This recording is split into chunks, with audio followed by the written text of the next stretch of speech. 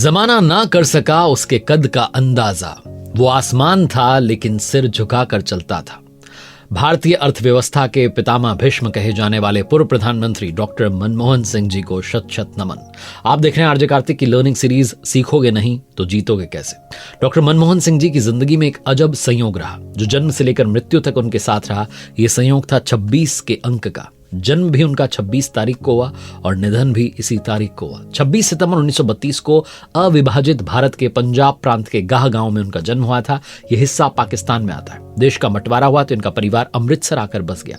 यहीं से उनके करियर की शुरुआत हुई। डॉक्टर मनमोहन सिंह पाकिस्तान के जिस गांव में जन्मे वहां उनके नाम पर एक स्कूल भी है। इसे Manmohan Singh government boys school के नाम से जाना जाता है। इसी स्कूल में उन्होंने अपनी पढ़ाई की थी शुरुआती। कभी अंधेरे में जीने वाला एक गांव आज आदर्श गांव बन चुका है। यहाँ के लोग डॉक्टर मनमोहन सिंह जी को धन्यवाद देते थकते नहीं है। आंखों की रोशनी कम होने के बारे में जब उनसे एक सवाल पूछा गया तो उन्होंने कहा था कि लैंप के प्रकाश में पढ़ने से उनकी आंखें कमजोर हो गई थी। उर्दू उनकी पहली जुबान थी। जब भी उन्हें हिंदी में भाषण देना होता था तो वो उर्दू के ही बड़े बड़े अक्षरों में लिखा जाता था। 3 साल तक डॉक्टर मनमोहन सिंह जी की सुरक्षा में तैनात रहे। उत्तर प्रदेश सरकार में मंत्री असीम अरुण ने उनके साथ रहने के दौरान का एक इंस्पिरेशनल किस्सा शेयर किया। उन्होंने कहा कि मैं 2004 से लगभग 3 साल तक उनके साथ रहा। एसपीजी में पीएम की सुरक्षा का जो सबसे अंदरूनी घेरा होता है, क्लोज प्रोटेक्शन टीम, उसको लीड करने का मुझे अवसर मिला। एआईजी सीपीटी वो व्यक्ति है जो प्रधानमंत्री से कभी दूर नहीं रह सकता। यदि एक ही बॉडीगार्ड रह सकता है तो साथ में बंदा होगा। ऐसे में उनके साथ उनकी परछाई की तरह रहने की जिम्मेदारी मेरी थी। डॉक्टर साहब की अपनी एक ही कार थी, मारुति 800, जो प्रधानमंत्री हाउस में चमचमाती काली बीएमडब्ल्यू के पीछे खड़ी रहती थी। मनमोहन सिंह जी बार बार मुझसे कहते हैं कि असीम मुझे इस कार में चलना पसंद नहीं, मेरी गड्डी तो ये वाली है मारुति। मैं समझाता कि सर ये गाड़ी आपके पद के लिए नहीं है, इसके सिक्योरिटी फीचर्स जो हैं ऐसे हैं जिसके लिए एसपीजी ने इस नई गाड़ी को लिया। लेकिन जब वो कारवां जो था मारुति के सामने से निकलता तो वो हमेशा जी भर कर उसे देखते, जैसे अपने संकल्प को दोहरा रहे हों कि मैं मिडिल क्लास इंसान हूं और आम आदमी की चिंता करना मेरा काम है। करोड़ों की गाड़ी प्रधानमंत्री की है लेकिन मेरी तो यही मारुति गड्डी है। पूर्व प्रधानमंत्री डॉक्टर मनमोहन सिंह जी की पत्नी गुरशरण कौर की जो जीवनी है सीक्रेटली पर्सनल, उसका जिक्र करते हुए उनकी बेटी ने पिताजी के अनसुने किस्से सुनाए थे। बेटी दमन सिंह के मुताबिक कैम्ब्रिज यूनिवर्सिटी में उनके पिताजी के पास में उस समय ज्यादा पैसे नहीं हुआ करते थे। उन्होंने बताया कि एक समय तो ऐसा आ गया था जब उन्होंने अपने फ्रेंड से 25 पाउंड जो है उधार मांगे थे, लेकिन उनके दोस्त ने उन्हें सिर्फ 3 पाउंड उधार दिए थे। दुनिया के सबसे बड़े लोकतांत्रिक राष्ट्र के 10 वर्षों तक वो प्रधानमंत्री रहे। डॉक्टर मनमोहन सिंह, जिन्हें दुनिया भर में जो उनकी आर्थिक विद्वता थी और काम था उसके लिए सम्मान मिला। कभी अपने गांव में मिट्टी के तेल से जलने वाले लैंप की रोशनी में उन्होंने पढ़ाई की और आगे चलकर देश के एक प्रतिष्ठित इकोनॉमिस्ट बने। डॉक्टर मनमोहन सिंह के जो करियर की अगर मैं बात करूं और ज्यादा जब उस करियर के बारे में बात की गई तो वो समय था 1990 का। राज्यसभा में अपनी 33 साल की उनकी लंबी संसदीय पारी रही और इसकी शुरुआत 1991 में हुई थी। 91 का नंबर भी उनकी लाइफ में जो है बड़ा इंपॉर्टेंट है। अक्टूबर 1991 में पहली बार वो संसद के उच्च सदन के मेंबर बने थे और यही वो दौर था जब 1991 से 1996 तक वो former prime minister Narasimha Rao ji की सरकार में फाइनेंस मिनिस्टर रहे थे।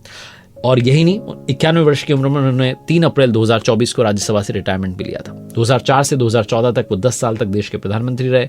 फाइनेंस मिनिस्टर रहते हुए डॉक्टर मनमोहन सिंह जी ने 1991 में देश की जो इकोनॉमिक पॉलिसीज थी, जो इंडस्ट्रियल पॉलिसीज थी, उनकी घोषणा करते हुए इकोनॉमिक रिफॉर्म्स की शुरुआत की थी। फॉर्मर फाइनेंस मिनिस्टर का ही ये कंट्रीब्यूशन था जिसके सहारे हमारी जो आर्थिक नीतियां थी वो मजबूत हुई और भारत की जो अर्थव्यवस्था थी वो मजबूत होती चली गई। रिजर्व बैंक के वो गवर्नर थे और वहां से उन्हें फाइनेंस मिनिस्टर बनाया गया तो सवाल बहुत उठे, लेकिन उस वक्त जो प्रधानमंत्री थे नरसिम्हा राव, उन्होंने पूरा विश्वास किया डॉक्टर मनमोहन सिंह जी पर और डॉक्टर मनमोहन सिंह जी को जो फाइनेंस मिनिस्टर बनाया गया तो उनके जो फैसले थे उसने देश की जो अर्थव्यवस्था की हालत थी उसको पूरी तरीके से बदल दिया। एक तरीके से उछाला गया हमारे देश की अर्थव्यवस्था में। डॉक्टर मनमोहन सिंह जी ने कहा था कि मुझे उम्मीद है कि इतिहास मेरा मूल्यांकन करते समय ज्यादा उदार रहेगा, क्योंकि मीडिया ने, विपक्ष ने तो जो है बहुत सारी आलोचना की थी। बराक ओबामा ने कहा था कि जब मनमोहन सिंह बोलते हैं तो पूरी दुनिया सुनती है। प्रधानमंत्री नरेंद्र मोदी जी ने भी जब राज्यसभा में रिटायरमेंट वाला दिन था तो एक प्रेरणादायक उदाहरण जो है वो कहा था। डॉक्टर मनमोहन सिंह जी का जो जीवन है वो बताता है कि सादगी और ज्ञान के साथ बड़े से बड़ा टारगेट आप अचीव कर सकते हैं। उनकी जो जर्नी है वो हमें इंस्पायर करती है कि चाहे जितने स्ट्रगल आ जाएं, जितनी कठिनाई आ जाएं, ईमानदारी से और कड़ी मेहनत से आप हर चुनौती को पार कर सकते हैं। उनके जीवन से जुड़ा एक और इंटरेस्टिंग किस्सा है, जब लोकसभा का चुनाव आया 1999 का तो डॉक्टर मनमोहन सिंह को लगा कि बड़े नेता उनके साथ हैं, उनका काम भी अच्छा रहा है बतौर फाइनेंस मिनिस्टर, तो ये चुनावी रणनीति में उतरने का सही समय है। तो उन्होंने सोचा कि ठीक है, लोकसभा चुनाव लड़ते हैं और उन्होंने चुनाव लड़ने के लिए दक्षिणी दिल्ली की, साउथ दिल्ली की जो लोकसभा सीट थी उसको चुना। वहाँ पर मुस्लिम और सिख जो हैं इनको मिलाकर आबादी 50% के करीब थी। मुस्लिम जो हैं वो कांग्रेस के परंपरागत वोटर रहे हैं और सिख जो कम्युनिटी है वो सरदार मनमोहन सिंह जी से कनेक्ट फील करती थी। तो ये सोच करके उन्होंने लगा कि ये सीट सबसे सेफ है और यहाँ से वो चुनाव जीत जाएंगे। बीजेपी ने उनके सामने वीके मल्होत्रा जी को उतारा जो कि स्टेट लेवल के लीडर थे और उन्होंने जनसंघ से जो है अपने पॉलिटिकल करियर की शुरुआत की थी। 1967 में वो मुख्य कार्यकारी पार्षद चुने गए थे और तब इस पद की हैसियत मुख्यमंत्री से कम नहीं थी, इसलिए लोग उन्हें दिल्ली का पहला मुख्यमंत्री भी कह देते थे। तो वीके मल्होत्रा जी जब सामने आए तो जब चुनाव हुआ तो उसमें हार हो गई डॉक्टर मनमोहन सिंह जी की। उससे पहले की अगर बात करें तो डॉक्टर मनमोहन सिंह जी को चुनाव लड़ने के लिए कांग्रेस पार्टी की ओर से 20 लाख रुपए मिले थे। उनके पास कई फाइनेंसर्स ने आने की कोशिश की लेकिन वो सबसे दूर। उन्होंने कहा कि पैसे की क्या जरूरत है, पार्टी के कार्यकर्ता ही चुनाव जिता देंगे। तो चंदा लेना उनके उसूलों के खिलाफ था। लेकिन तब एक नेता ने आकर के कहा कि हम चुनाव हार रहे हैं, कार्यकर्ता साथ नहीं है, पैसा चाहिए, बहुत सारी व्यवस्थाएं करनी है, हमें चुनावी कार्यालय खोलना है, लोगों के खाने पीने का इंतजाम करना है, बिना पैसे के सब नहीं होगा। थोड़ा गौर किया, उसके बाद उन्होंने जो थी वो व्यवस्था को संभाला और चुनाव के लिए चंदा इकट्ठा किया, फाइनेंसर्स भी मिले, तब जाकर के चुनाव का जो है खर्चा उठा। चुनाव होने के बाद उन्होंने पार्टी फंड के जो 7 लाख रुपए बचे हुए थे वो वापस लौटा दिया। चुनाव का जब रिजल्ट आया तो उन्हें धक्का लगा क्योंकि वो 30,000 वोट से चुनाव हार गए थे। जो बीजेपी के कैंडिडेट थे विजय मल्होत्रा जी, उन्हें 2,61,000 वोट मिले और कांग्रेस के जो कैंडिडेट थे डॉक्टर मनमोहन सिंह जी, इनको 2,31,000 वोट मिले। और कहते हैं कि इतने निराश हो गए कि उन्होंने डिसाइड किया कि अब कभी लोकसभा का चुनाव लड़ूंगा ही नहीं। लेकिन आप नियति का खेल देखिए कि उनका जो उन्हें लग रहा था कि सियासी करियर खत्म हो गया है, तब 2004 में वो देश के प्रधानमंत्री बन गए। एक एक्सपर्ट ने मुझे बताया कि डॉक्टर मनमोहन सिंह जी ने तब जो वो कैंडिडेट थे उनको कॉल करके बधाई दी थी। बहुत रेयर होता है कि हारने के बाद आप जीते हुए व्यक्ति को कॉल करके बधाई दें। बड़ा इंटरेस्टिंग ये मुझे वाकया लगा।